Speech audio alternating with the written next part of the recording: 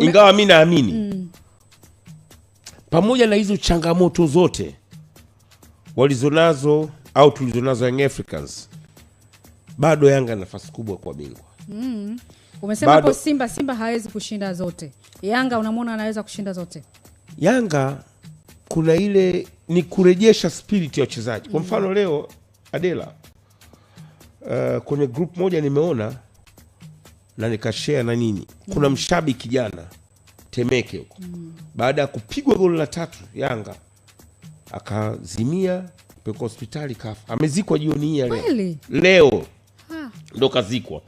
Sasa wachezaji wajue thamani ya jezi.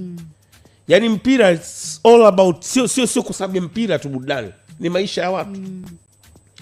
Tumempoteza mshabiki wetu kwenye goli la 3, kapoteza fahamu, hospitali kafa. Heart attack imempata. Mpira huu una mapenzi kuliko watu wanavyodhani. Kwa wachezaji wajue thamani ya jezi ya Young Africans. Wajue wanapovaa. Nilikuwa wakati huo niko pale nawaambia sikizeni, kabla kila mechi nilikuwa neno langu naingia changing room au hotelini nawaambia sikizeni, hamwendi kucheza kwa niaba yenu, mnacheza kwa ajili ya nembo ya Yanga.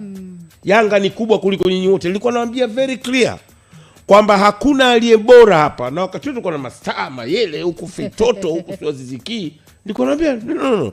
Yanga ni kubwa kuliko nyinyi wote hapa.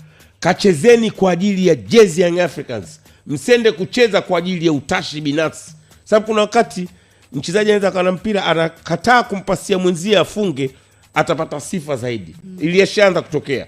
Tulikemea mimi na Helsi wakati ule sana, tulipambana sana.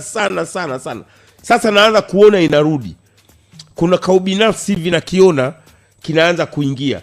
Viongozi waliopo chini ya Rais Helsi, waambieni wachezaji, jezi ya Yanga ina thamani kubwa kuliko, kama mtu ataki aende. Yanga haina kawaida ya kumbebeleza mchezaji. Yanga ilishafukuza wachezaji 23. 20 first 11 kwa pamoja, akiwemo babangu mimi. Tena chini ya rais wakati ule mwenyekiti mzee Mangarata. 23 mastaa watupu. Sio hawa mastaa kweli. Wote waliofukuza. Yanga haina kawaida ya kubembeleza wachezaji. Mchezaji mkiona anakuwa mkubwa kuliko timu, haraka muondoeni. Mtu kafa jana kwa sababu mambo haya tu. Mpira huu ni mkubwa sana. Watu wanazipenda Simba na Yanga. Yaani mimi nikwambia Adela, juzi nilimsikia mtu mmoja asemea anapenda Yanga yake kuliko mkewe. Ni maneno ya kufuru hivi. Lakini kiuhalisia huyu ndio, yani anaamini anachokisema. Maana yake nini? Anatumia muda mrefu kufuatilia Yanga kuliko hata kufuatilia maisha ya mkewe. Watu wanasafiri kutoka hapa mpaka Bukoba, manjiani wanachukua riski, wanakwenda Mbeya, timu sio kama wanalipwa hawa. Wanakwenda Mtwara, wanakwenda wapi? Nakwenda pale ninacheza kelele mama, tutapoteza ubingwa, na tukipoteza kuna la kujibu. Yaani sio kwamba ikipoteza Buga.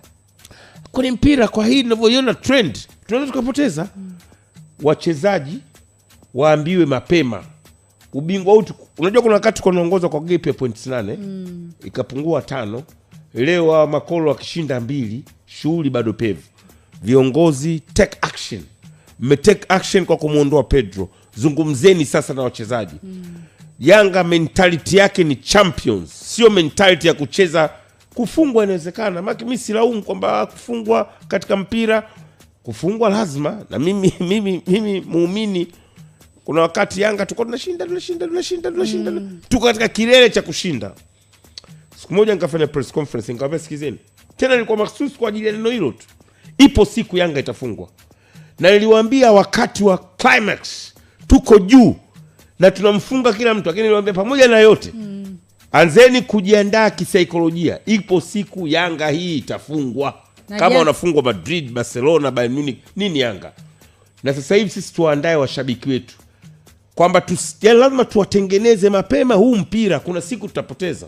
Tusikae tu tukajibweteka timu inashinda basi kwa tunafanya uchale tu. Hapana, tuwaambie washabiki wetu leo.